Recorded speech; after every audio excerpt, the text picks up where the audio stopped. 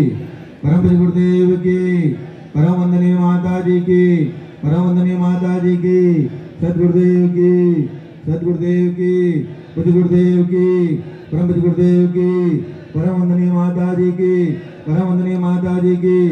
ओम हर हर महादेव।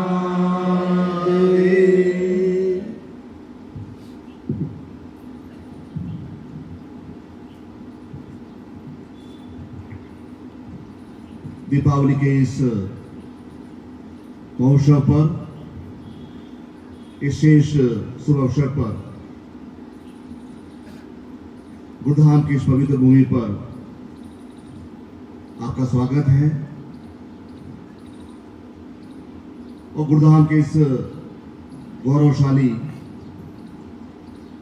श्रेष्ठ इतिहास में और आने वाले समय में, गौरवपूर्ण समय में इस दिन आकर आपने गुरुधाम की पवित्रता को, उसकी मर्यादा को, उसकी तेजस्ता को और अधिक सम्मान दिया है और अधिक बल बढ़ाया है। मैं आप सभी को जो मेरी आंखों के सामने बैठे हैं पूर्ण रूप से हृदय से आशीर्वाद प्रदान करता हूं और आपके जीवन की मंगल कामना करता हूं।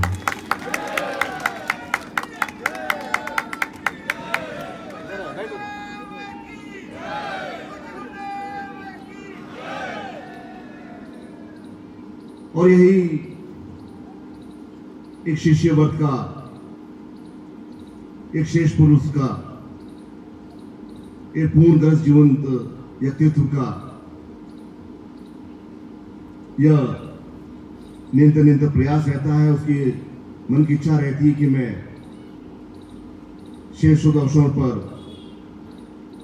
सदगुरुदेव के सामने बैठ सकूं, ज्ञान प्राप्त कर सकूं, अमृत वचन प्राप्त कर सकूं और अपने जीवन की चेतना को प्राप्त कर सकूं, जीवन का मूल उद्देश्य समझ सकूं। और इसी परंपरा में हम निरंतर इस गुरुधाम की पवित्र भूमि पर सदगुरुदेव और माताजी द्वारा जो दीपावली का महोत्सव विगत 25 वर्षों से मनाते आ रहे हैं और चेहरे पर उल्लास, चमक, एक आह्लाद, एक प्रेम लेकर जो गुरु भाई बहन आते हैं, वास्तव में ये तो धन्य है ही, साथ ही साथ गुरुधाम की पवित्र भूमि भी धन्य है कि उन्हें ऐसे श्रेष्ठ, समर्थ और योग्य शिष्य मिले जो गुरुत्व की रक्षा के लिए, गुरु की क्रिया के लिए, गुरु के ज्ञान को और अधिक श्रेष्ठ बनाने के लिए अपना जीवन उसमें लगा रहे हैं। मैं आप सबको पुनः पूर्ण रूप से आशीर्वाद प्रदान करता हूँ।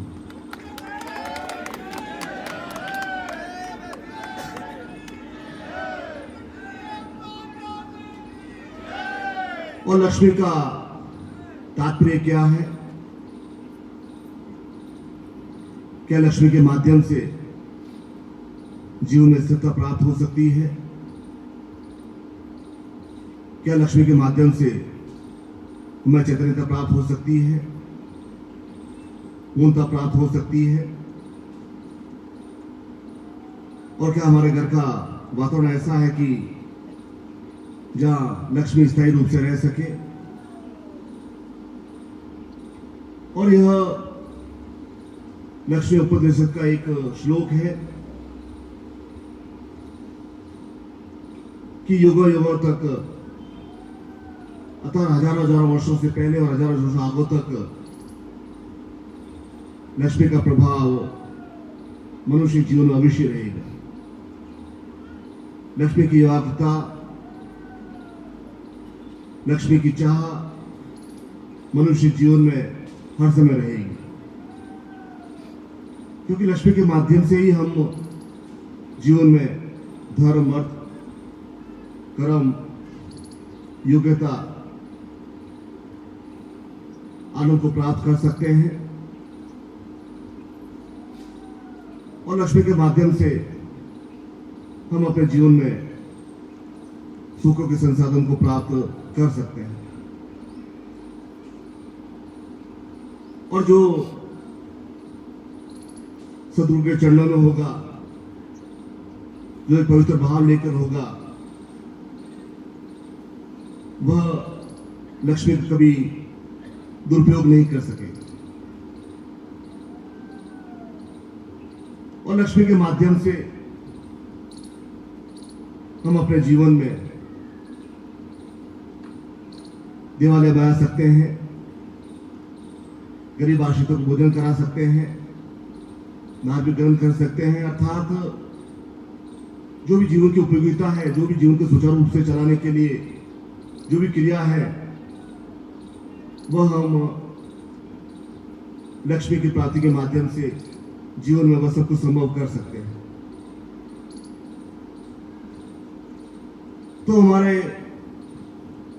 ऋषियों मुनियों ने, तपस्वियों ने उन शास्त्रों के माध्यम से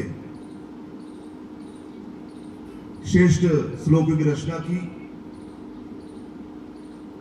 और महालक्ष्मी का यह एक दिवस, एक पूजन की इस तांत्रिक दिवस पर,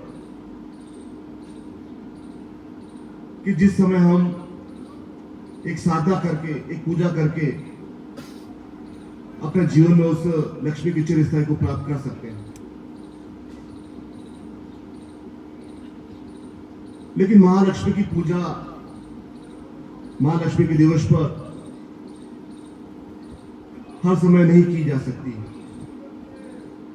क्योंकि इस दिन भी कई तरह के लगन आते हैं। जो चिर लगन आते हैं वह ऋषभ और वर्ष के, उसमें यदि पूजा अर्चना की जाती है, उसमें साधना की जाती है, तो वह चिरस्थायी रहती है। 3 प्रकार के आते हैं। एक अचर होते हैं जो शेष होते हैं लेकिन नहीं भी होते हैं। एक द्विस्वभाव के होते हैं। और स्थिर लग्नों में ही मां लक्ष्मी की पूजा की जाती है। और परमात्मा ने जब मनुष्य की रचना की तो उसके जीवन में कोई न कोई कमी अवश्य रखी। ये उसमें कुछ परमात्मा का कोई दोष नहीं है, परमात्मा की कमी नहीं है कि हमारा धन है तो संतान नहीं है, संतान है तो कीर्ति या सम्मान नहीं है। अर्थात जीवन में कोई न कोई कमी अवश्य रहती है। और उस के माध्यम से हम अपने जीवन का एक श्रेष्ठतम आयाम नहीं प्राप्त कर सकते, प्राप्त नहीं कर पाते।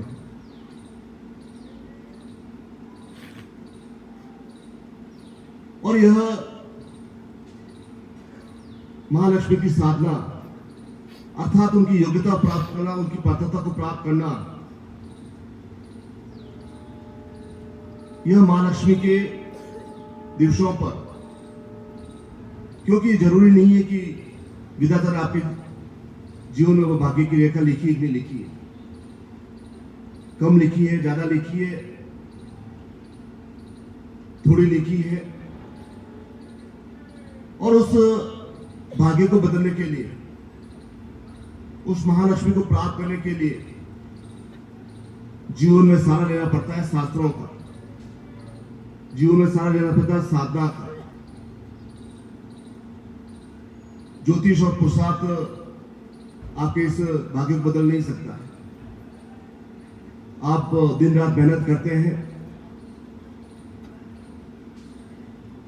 भागदौड़ करते हैं,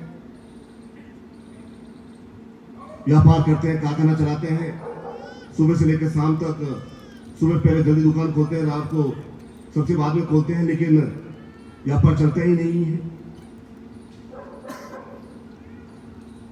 दिन भर मेहनत करते हैं, नौकरी करते हैं, सुबह से शाम तक नौकरी करते हैं, लेकिन वह धन टिकता ही नहीं है, धन का अपव्यय हो जाता है।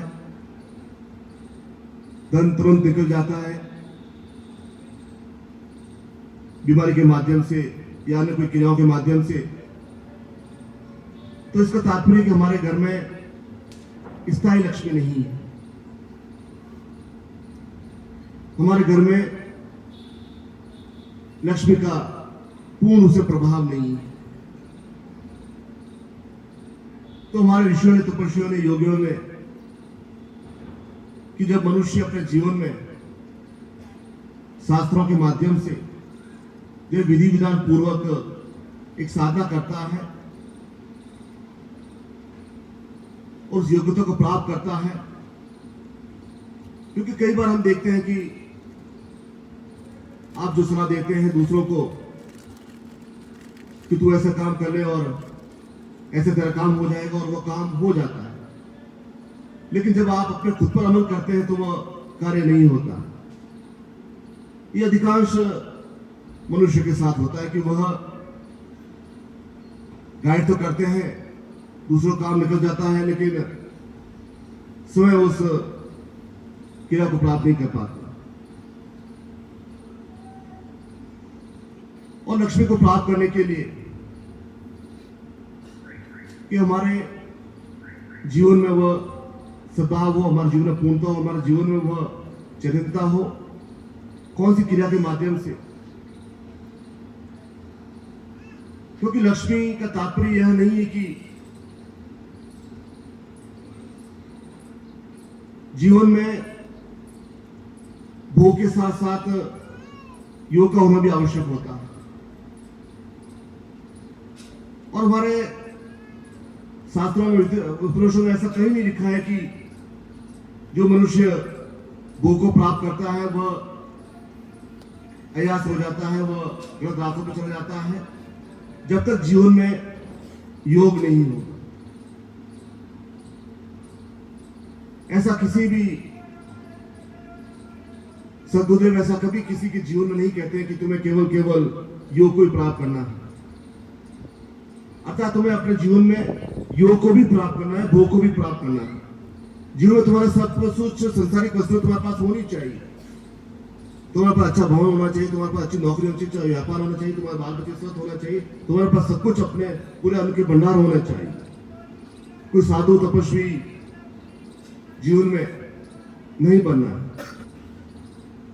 हमारे पास सारे संसाधन होने चाहिए। विज्ञान इसलिए तरक्की करता है, नए नए उपकरण बनाता है, नए नए, ताकि मनुष्य उसका लाभ ले सके, उसका भोग कर सके। अच्छे उपकरण बनाता है, अच्छे संसाधन बनाता है, वायुमंडल बनाता है।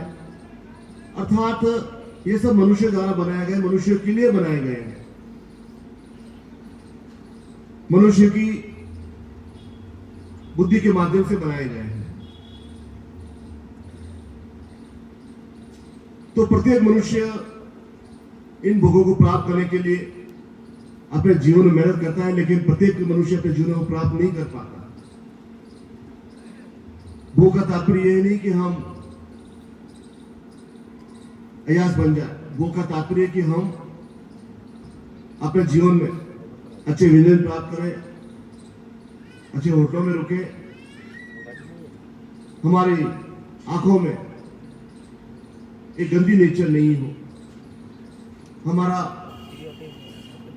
भोग का तात्पर्य विलासिता नहीं है, हम गलत संगतियों में नहीं पड़े,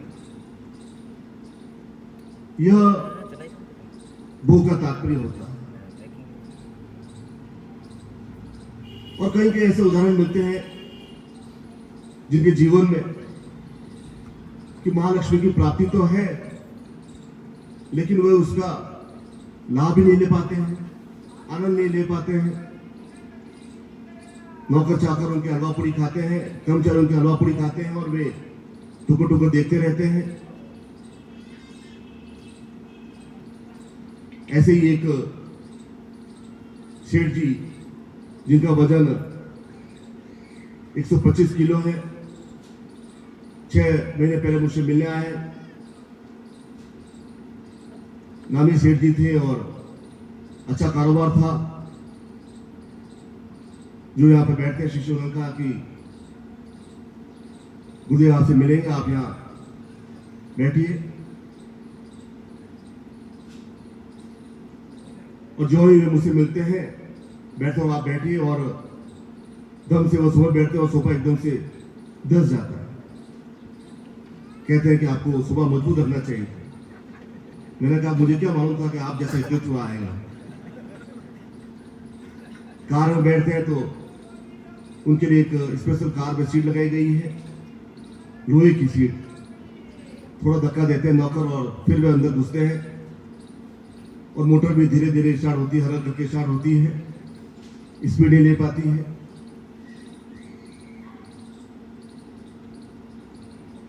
कहते हैं कि मुझे ऐसा कुछ कारखाने चल रहे हैं, अच्छा व्यापार चल रहा है, ये कहते हैं कि मुझे मेरा भोजन नहीं पच पा रहा। डॉक्टर ने कहा, उन्होंने कहा कि डॉक्टर ने कहा कि आप व्यायाम कीजिए, थोड़ा बहुत चलिए, तभी शरीर में फुर्ती आ पाएगी। 2-4 मिनट चलते हैं और हाफ जाते हैं, और फिर वापस पुनः गाड़ी में बैठ जाते हैं और वापस आकर पलंग पे लेट जाते हैं। वजन इतना अधिक बढ़ा दिया है। मैंने कहा कि आप आए किस लिए हैं, क्या आपकी क्या इच्छा है? कहा कि मेरी केवल यही इच्छा रहती है कि जो दाल है उसमें मैं रोटी चूर कर आराम से तर्क होकर खाऊं और मुझे पच जाए, यह उनकी इच्छा है।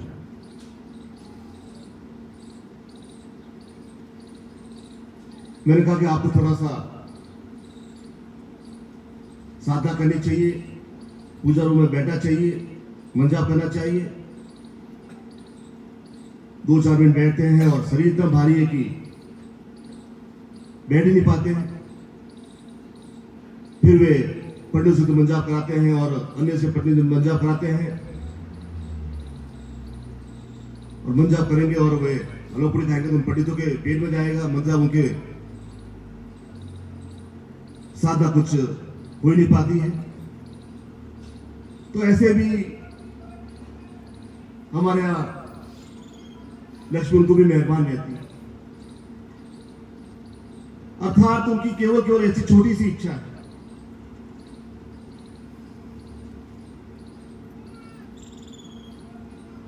और हम अपने जीवन में केवल जब भोग की अधिक बढ़ जाते हैं, अर्थात तृष्णाओं की अधिक बढ़ जाते हैं, जब हम किसी शेष गुरु की शरण में नहीं रहते हैं, किसी शेष इसकी चरण में नहीं रहते हैं, तब हमारा जीवन में जब भोग की प्रवृत्ति अधिक बढ़ जाती है, तो भी वह कारण होता है जब हम जीवन के श्रेष्ठतम स्थिति को प्राप्त नहीं कर पाते। हम इतने दुर्बल, कमजोर, हीन क्यों हैं? हम अपने आप में, हमारा शरीर पुष्ट नहीं है। कोई भी देवी देवता देखते हैं तो उनके लाल सब चेहरे होते हैं, हंसमुख लिए होते हैं, चेहरा गंभीर होता है, गरिमापूर्ण होता है। बगलामुख के चित्र देखें, माँ लक्ष्मी चित्र देखें, विष्णु का चित्र देखें, कृष्ण चित्र देखें, राम का चित्र देखें, अर्थात सब अपने आप में, और कोई भी ऋषि अपने आप में ब्रह्मचारी नहीं था।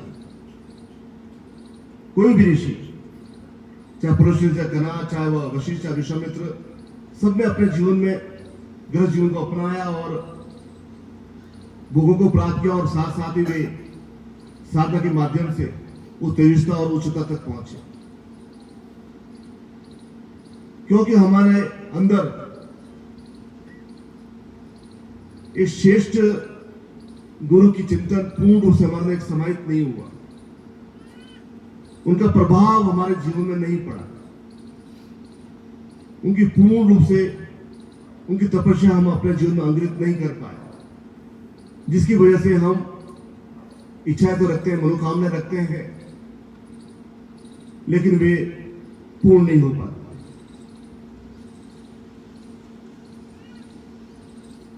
और हम अपने आप में कालांतर में धीरे धीरे धीरे धीरे धीरे एक भोगों को प्राप्त करने, तत्वों को प्राप्त करने के लिए अपना जीवन, सर्वश्रेष्ठ जीवन लगा देते हैं। इतनी भागदौड़ करते हैं कि जीवन पूरा उसमें व्यर्थ आ जाता है और प्राप्त होता है थोड़ा बहुत अर्थ, छोटा मोटा भवन, छोटे मोटे संसार। योग प्राप्त नहीं होता है और वह अर्थ भी पूर्ण से प्राप्त नहीं होता है,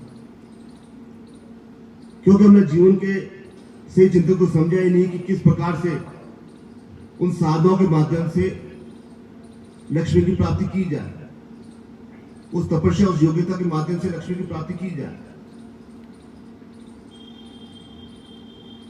और हम प्राय सुनते हैं कि वैश्विक जगत में बहुत अधिक अपार धन है, प्रत्येक व्यक्ति अपने आप में करोड़पति है।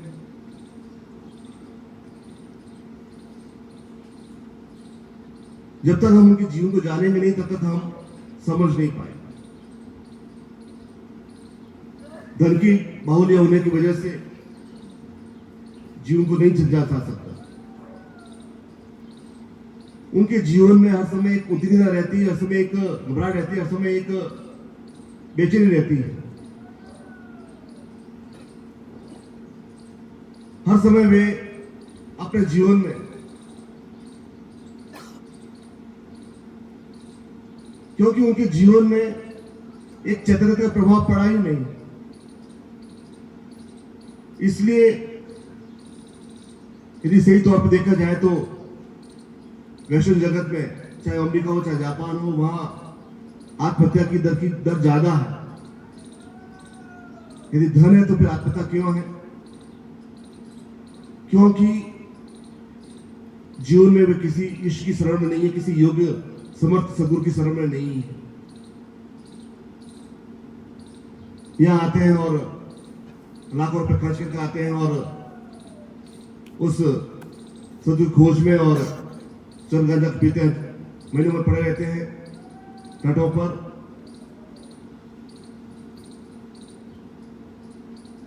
उनके जीवन में वह हर समय अंदर में एक मानसिक शांति नहीं है, और जब तक जीवन में मानसिक शांति नहीं होगी, कितना भी आपके पास धन हो, उसका पूर्ण रूप से लाभ नहीं ले पाए। जब श्रेष्ठ ग्रस्त जीवन का आधार ही नहीं हो, जब रिश्तों में ही एक बनावट हो, तो कितना भी आपके पास धन है वह व्यर्थ है। जब आपस में प्रेम नहीं है, भाईचारा नहीं है, मित्रता नहीं है, समर्षण नहीं है, शेष सद्गुरु नहीं है, जीवन में शेष ज्ञान नहीं है, ईश्वर के प्रति नमन नहीं है, शास्त्रों के प्रति नमन नहीं है, तो जीवन में वह भौतिकता तो प्राप्त हो जाएगी, लेकिन जीवन में वह एक शेष लक्ष्मी, जिसे 108 लक्ष्मी के गुण कहा गया है, 108 प्रकार लक्ष्मी कहा गया है, वह जीवन में प्राप्त नहीं हो सकती। इसके लिए जीवन में शेष सद्गुरु के चरणों में अपने आप में उसे प्राप्त करने के लिए अपने आप में जीवन में प्राप्त करना ही होगा।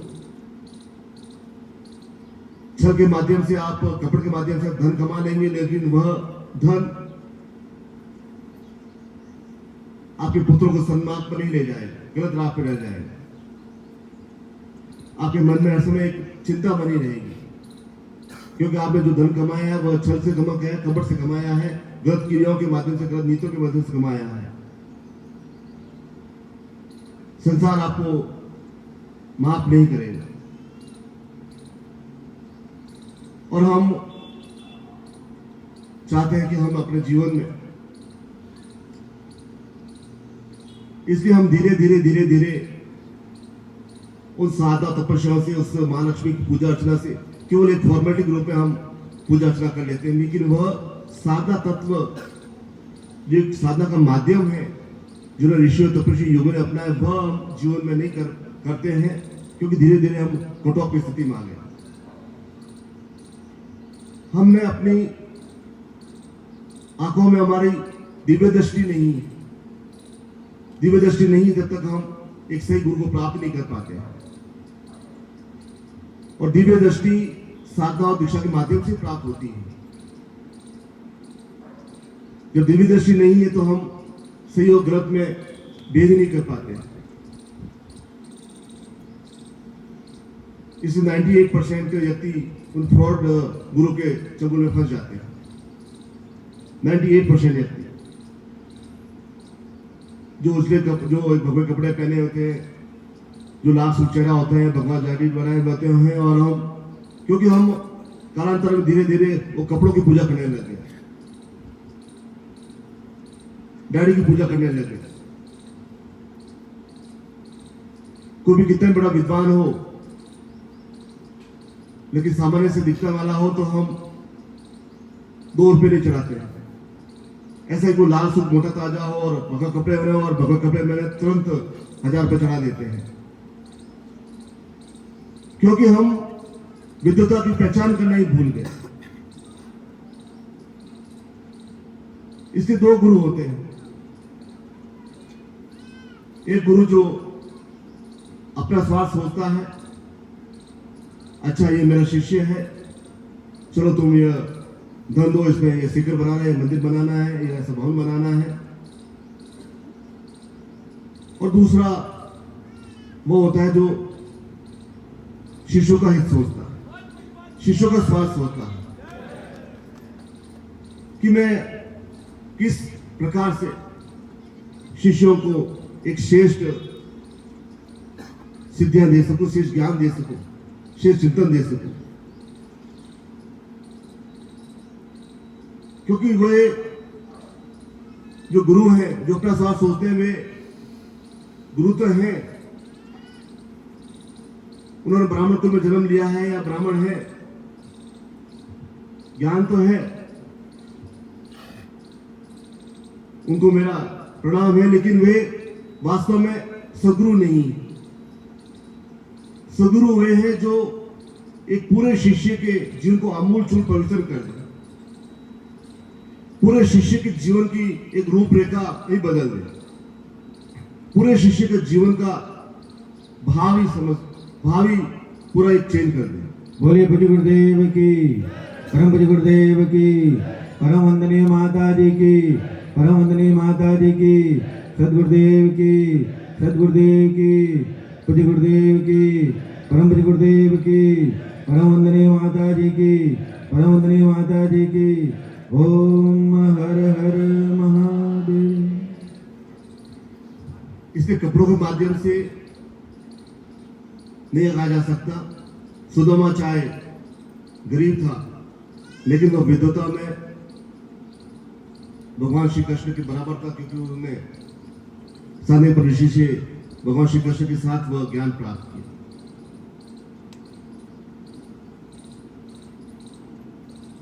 एक उदाहरण है, अमेरिका के राष्ट्रपति हुए थे एक अब्राहम लिंकन, जो बड़ा ही अपने एक सामान्य जीवन जीते थे। उस समय बग्गी चलती थी, लेकिन वह बग्गी में नहीं बैठते थे, कहीं भी आते जाते थे, वह साधारण से कपड़े पहनते थे, सामान्य से व्यवहार रखते थे। एक बार उन्हें न्यूयॉर्क जाना था और न्यूयॉर्क में उनके सम्मान के लिए भोज था, और उस भोज में बाकी अन्य देशों के और जो उनके मंत्री थे, जो बड़े बड़े व्यक्ति थे, वे उन सबको आमंत्रित किया गया था। अब्राहम लिंकन पहुंचते हैं और एक सामान्य से कपड़े पहनकर जाते हैं और भवन में पहुंचते हैं जहां पर भोज था, और वहां अंदर जाने के लिए आगे बढ़ते हैं और दरबान रोक देता है। चलो यहां से हटो, यहां से हटो, चलो हटो, राष्ट्रपति जाने वाले हैं। उनका मैं ही राष्ट्रपति हूं, मेरे सम्मान में ही भोज दिया जा रहा है। बड़ी वह कड़वे शब्द बोलता है, चल भाग यहां से, आए तेरे से बहुत दूर हो जाए यहां से। वे घर जाते हैं अब्राहम लिंकन, बड़ा सूट टाई कोट, शानदार सूट कोट पहनते हैं, और बग्गी में आकर बग्गी उस भवन के आगे रुकती है और सब लोग जय जयकार करते हैं और दरबार में एकदम से सलाम ठोकता है। अंदर जाते हैं और भोजन करने के लिए सब जब तैयार होते हैं तो परंपरा है कि सबसे पहला निवाला, सबसे पहला वह जिसके सम्मान में भोज दिया जा रहा है वह लेते हैं।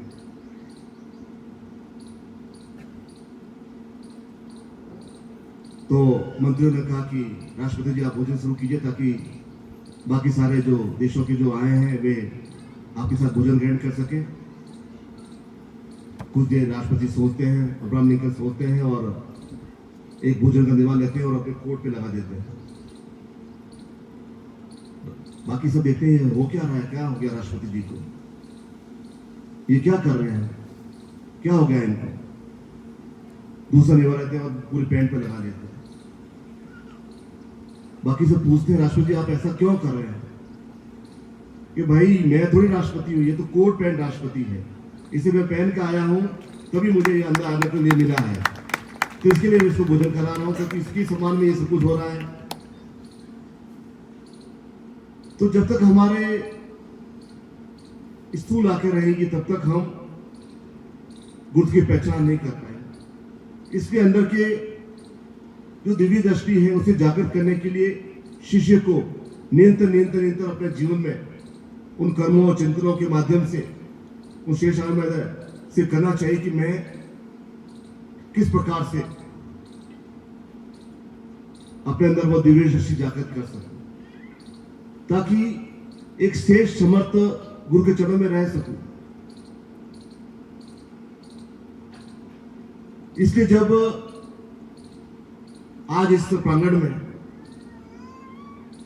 जब एक महालक्ष्मी की साधना आपको पूर्ण रूप से संपन्न कराई जाएगी, पूर्ण 29 मंत्रों के साथ, तो साधना को गंभीरता से लें, क्योंकि साधना में दिए गए वक्त और साधना में आपकी उपस्थिति और भावों के साथ जो की गई साधना,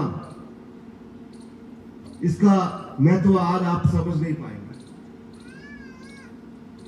लेकिन जब 2, 3, 4 महीनों बाद जब आप उस साधना के माध्यम से कोई आपके जीवन में कोई विशिष्ट योग आएगा, आपके जीवन में जब कोई श्रेष्ठ मनोकामना पूर्ण होगी,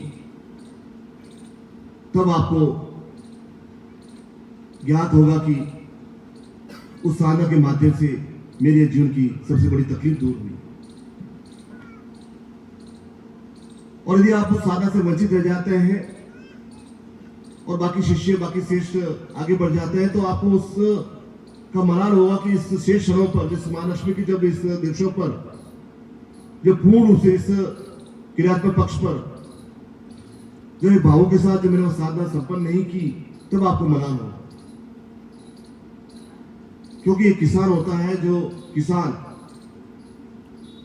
जो अच्छे जो गेहूं होता है वो अपने पास रख देता है और अपने बाल बच्चों को, अपने परिवार को वह जो ठीक गेहूं होते हैं, खराब होते हैं, वह उन्हें देता है, उनके माध्यम से वह रोटी बनती है। अच्छे गेहूं इसलिए रखता है कि वह आने वाली फसल के लिए वह उनमें वह गेहूं डाल सके, क्योंकि वह जानता है कि यह गेहूं जो पौष्टिक है, जो एक श्रेष्ठ है, यह गेहूं एक गेहूं 600 गेहूं करके देगा।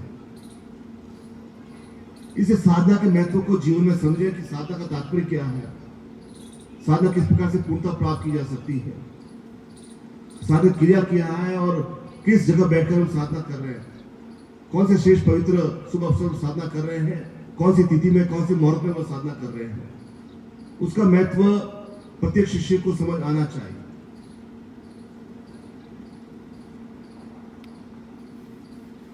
इसलिए यह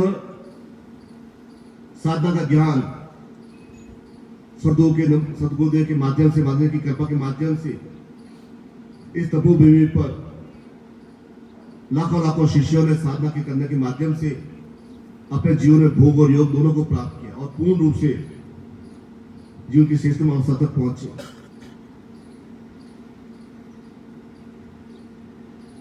और यही कि हम उस साधना में रत हो, क्योंकि जैसे ही वो नवरात्रि का जो पक्ष आरंभ होता है, जो महालक्ष्मी तक रहता है, ये पूरा महीना या पूरे ये दिवस एक प्रकार से श्रेष्ठ शुभ अवसर में आ जाते हैं, अर्थात एक श्रेष्ठतम क्षणों में आ जाते हैं। एक एक क्षण की कीमत होती है, एक एक क्षण का एक महत्व होता है। इसलिए यह साधना, यह पुस्तकें, यह कैसेट, यह हजारों प्रकार की साधनाएं, हजारों प्रकार की मंत्र, इसलिए यह है कि कोई को इसे पढ़कर अपने जीवन में उस उन्नति को प्राप्त कर सके। यह कोई गुरुधाम का प्रचार नहीं है, सोने को बचा की आवश्यकता नहीं होती है। यह तो एक माध्यम है कि उस माध्यम से हम उस शेष क्रियाओं को संपन्न कर सकें, उस श्रेष्ठ चिंतन को प्राप्त कर सकें। और जीवन में, क्योंकि जहां जीवन में, क्योंकि जो भी आप साधना करते हैं वह साधना गुरु के संरक्षण में होती है, अर्थात उस समय गुरु से, आपसे, शिष्य से जुड़े हुए होते हैं। साधना करें तो तीन प्रकार की बातें हो सकती हैं, या तो आपकी जैसी स्थिति वैसी स्थिति रहेगी, या आपकी स्थिति और आगे शिफ्ट हो जाएगी, या आप डाउन हो जाएंगे। यदि आप डाउन हो गए तो इसकी जिम्मेदारी मैं लेता हूं, क्योंकि आप साधना करें, तपस्या करें, पूजा कर अर्चना करें, एक भाव रखें, शेष भाव रखें सतगुरु के चरणों में, और डाउन हो जाए तो ये पूरी पूरी मेरी जिम्मेदारी है, उसका मैं वहन करूंगा। लेकिन साधना अवश्य करें, क्योंकि साधना में दिया गया आपका समय वह सीधा सीधा उस देवता से जुड़ा होता है, सदगुरु के माध्यम से सीधा सीधा उस देवी से जुड़ा होता है, सीधा सीधा आपका एक आध्यात्मिक चिंतन से जुड़ा होता है। इसलिए जहां लक्ष्मी है वहां भय अवश्य आता है, क्योंकि यह सर्वविदित है। जहां लक्ष्मी आएगी आपके पास, वहां भय का तात्पर्य है कि लक्ष्मी के नष्ट नहीं हो जाए, लक्ष्मी के खंडित नहीं हो जाए, आस पड़ोस व्यक्ति आपसे द्वेष रखेंगे, हीन भाव से ग्रसित होकर शक्ति के पास कैसे इतनी अधिक धन आ गया, या कोई गलत कार्य नहीं कर रहा, अनैतिक कार्य नहीं कर रहा है, राज के बाधा आ जाएगी, कितना धन आपके पास कैसे आया, आपके अकारण शत्रु बन जाएंगे। अकारण आपको, जहां लक्ष्मी है वहां भय अवश्य है। आपको निरंतर इस बात का चिंता लगेगी कि मैं धन का कैसे इस्तेमाल कर सकूं, धन को किस प्रकार संग्रह कर सकूं, धन को किस प्रकार से अपने पास रख सकूं। और जहां जब तक वह एक भयमुक्त जीवन जीने के लिए, एक वज्र के समान अपने आप को बनाने के लिए, चेहरे पर एक, आंखों में ऐसी क्रांति हो, आंखों में ऐसी एक ओज हो कि 50,000 लोग भी हो और वे हमारे सामने झुक सके, ये आंखों में चमक कि वज्र के समान शत्रु पार करने वाली, हमारे जीवन से उस कायरता को समाप्त करने वाली एक बगलामुखी की साधना होती है। क्योंकि धन है तो अवश्य शत्रु अवश्य होंगे। कहीं आप किसी को दान देते हैं तो राज की बाधा आ जाएगी कि यह दान, आपके पास पैसा कहां से आया, आपने मंदिर को 5 लाख दान दिया है, राज की बाधा आ जाएगी। कोई न कोई आपकी शिकायत अवश्य कर देगा कि इस व्यक्ति के पास यह धन है, तो हम शत्रुओं को परास्त कर सके। आसपास के शत्रु हमारा केवल व्यक्ति नहीं है। ऐसा हमारा जीवन नहीं हो कि हमारे पास तो कुछ भी नहीं है, आ जाओ ले जाओ, कुछ भी नहीं है। ऐसा जीवन नहीं होना चाहिए। कोई आ भी जाए तो वो लेगा क्या?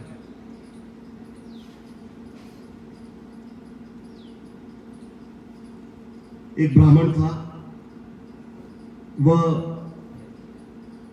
एक व्यक्ति के घर पहुंच गया। उस व्यक्ति ने आदर सत्कार किया, आइए आइए आइए, बैठिए बैठिए, महाराज आइए बैठिए। ब्राह्मण ने कहा कि चलो इस यजमान से आज कुछ तो अवश्य प्राप्त हो जाएगी, मेरी सारी झोली भर जाएगी, भिक्षा की झोली भर जाएगी। पहुंच गया ब्राह्मण उस व्यक्ति के घर। बोलो तुम्हारा नाम क्या है? बोला मेरा नाम रमेश चंद्र है। अच्छा अच्छा, रमेश चंद्र है। तुम्हारे ऊपर तो शनि मंडरा रहा है, शनि वजह से तुम्हें काफी कष्ट हो रहा होगा। कि महाराज मुझे तो ये मालूम नहीं शनि है कि नहीं है, लेकिन हाँ मेरा जीवन अत्यधिक कष्ट में है। बीबी हर समय मेरे ऊपर खींचती रहती, चिल्लाती रहती है। सुबह 6 बजे से उठती, जब से शाम को जब तक सोती नहीं, तब तक वो चिल्लाती रहती है, मुझ पर खींचती रहती है, चैन से बैठे नहीं देती है। कष्ट तो मेरे जीवन में अवश्य है। जब तक वो सोती नहीं तब तक मैं चैन से बैठ नहीं पाता हूं। और चलो कोई बात नहीं, मैं तुम्हारी इस शनि को मैं उतारता, चलो 100 रुपये चढ़ाओ और मैं तुम्हारी लक्ष्मी, तुम्हारे शनि को तुरंत उतारता। महाराज मेरे पास तो 100 इतने रुपए है ही नहीं कि मैं आपको चढ़ा सकूं। मेरी तनख्वाह तो 1 तारीख को आएगी, अभी तो मेरे पास इतने रुपए ही नहीं है। अच्छा 100 रुपये नहीं है, चल कोई बात नहीं, एक धोती कुर्ता लेके आ जा, तेरी शनि अभी उतारता हूं। अंदर गया और पति से पूछा कि कोई धोती कुर्ता है? तेरे जैसे कुंभत व्यक्ति के पास कहां धोती कुर्ता होगा? एक पाजामा, एक कुर्ता है, 2 पाजामा है, यही है तेरे पास, और कुछ भी नहीं है तेरे पास।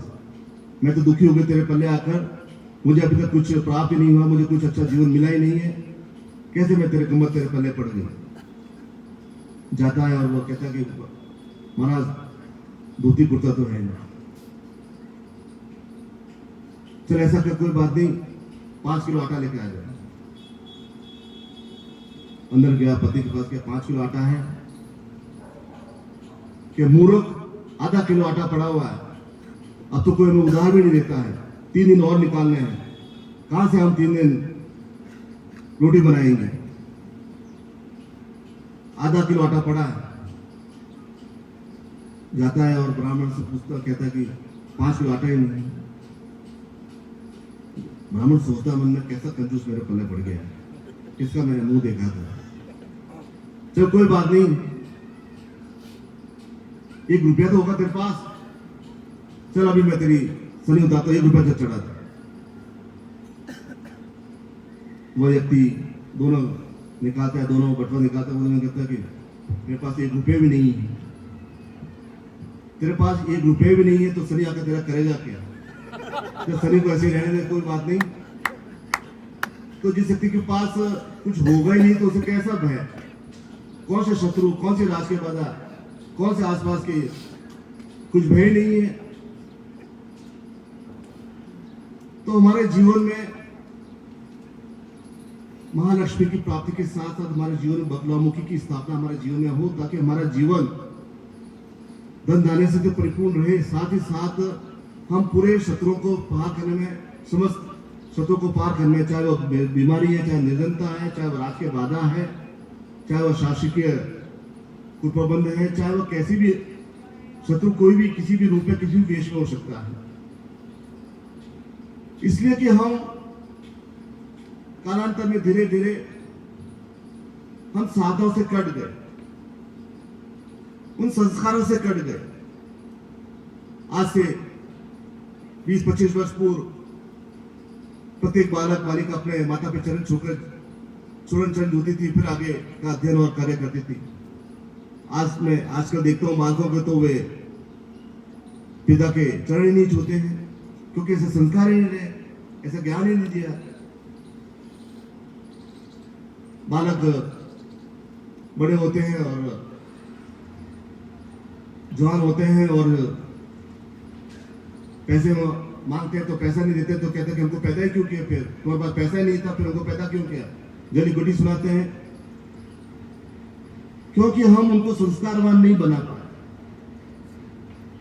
हमने अपने पूजा रूम में अपने घर में कोई साधना नहीं की, कोई जदा कैसे कोई शेष भजन हमने वह सुने ही नहीं। पहले क्योंकि ऐसे कई ऐसे आ गए हैं जो टीवी पर ऐसे आ गए जो हम पूरे परिवार को देख नहीं सकते हैं। पहले असली साहित्य था जो छुपकर देखते थे, लेकिन आज खुलेआम देखते हैं। पूरा घर घर में प्रभाव पड़ गया है, चाहे वह नेट के माध्यम से हो चाहे किसी के माध्यम से हो। आपको कितना भी बालक के ऊपर कंट्रोल कर ले, कितना भी कर ले, लेकिन आप रोक ही नहीं सकते हैं। पहले केवल साहित्य था और हम देखता ही है, क्योंकि जैसे जैसे शरीर की रचना होती है उस हिसाब से होता ही है, देखते ही है। लेकिन आजकल खुलेआम देखने लग गए हैं, क्योंकि ऐसा जीवन ऐसा बन गया, ऐसे हो गया है कि वो युग का एक ऐसा क्रिया हो गई है। हम अपने इसलिए हम अपने बालकों का संस्कार बनाए, आगे का पालन करना सब बनाए, क्योंकि हम जब स्वयं साधना करेंगे, जब स्वयं तपस्या करेंगे, जब पूजा अर्चना करेंगे, जब गुरु की वाणी सुनेंगे, जब कैसे के माध्यम से ग्रंथ के माध्यम से, चाहे हमारे कोई भी किसी प्रकार का भजन सुने, कोई भी किसी भी सतगुरु की वाणी सुने, जब तक उसका गुंजन नहीं होगा तब तक एक शेष वातावरण हमारे, चाहे आधा घंटा ही सुने। इसलिए समय हम जीवन में चॉइस करने में केवल आधा घंटा या पौन घंटा ही दे, लेकिन दें तो पूरा दे, टुकड़ों टुकड़ों में नहीं दे। अच्छी वाणी का गुजर होना चाहिए, अच्छे सदगुरुओं का वाणी हमारे घर में गूंजनी चाहिए, अच्छे भजन हमारे, अच्छी साधनाएं कैसी सीढ़ी के माध्यम से सदगुरु होना चाहिए कि उसका एक पवित्र प्रभाव हमारे आसपास वातावरण पड़ता है, क्योंकि हमें रहना घर में ही है, हमें उस वातावरण में रहना है। हमें उन बाल बच्चों के सगे संबंधियों के साथ ही रहना है, अपने परिवार मित्रों के साथ ही रहना है, पति के साथ ही रहना है। तो हमारे जीवन में सब चीजों का हमें समय को ध्यान रखना होगा, ताकि श्रेष्ठ आचरण हम तो करें, हमारे आने वाले संतानें भी करें, हमारे पत्नी करें, हमारे माता पिता करें, हमारे सगे संबंधी करें, लगे कि यह वास्तव में कुछ श्रेष्ठ व्यक्तित्व घर है, वास्तव में यह एक पवित्र घर है, वास्तव में यहाँ पूजा पाठ ध्यान तपस्या योग्यता होती है, तभी महालक्ष्मी की और बगलामुखी की उस घर में स्थापना होती है, उस घर में उन्हें आशीर्वाद प्राप्त होता है। अग्रण क्रिया करने पे साधना तपस्या पूर्णता प्राप्त हो ही नहीं सकती है।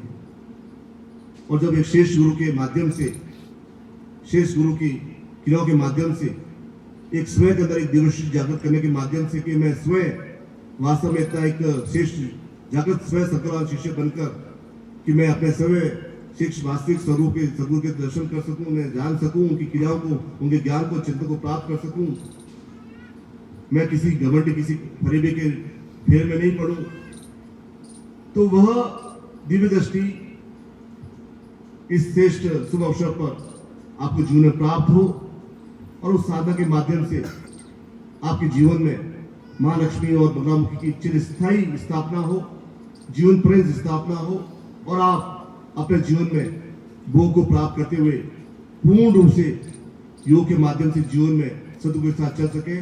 ऐसा इस महालक्ष्मी के शुभ अवसर पर आपको विशेष आशीर्वाद प्रदान करता हूँ और आपके जीवन की मंगल कामना करता हूँ।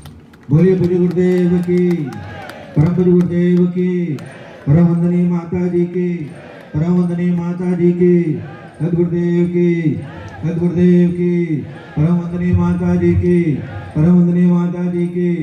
ओम हर हर महादेव। आज इस शुभ अवसर पर पूज्य गुरुदेव ने हम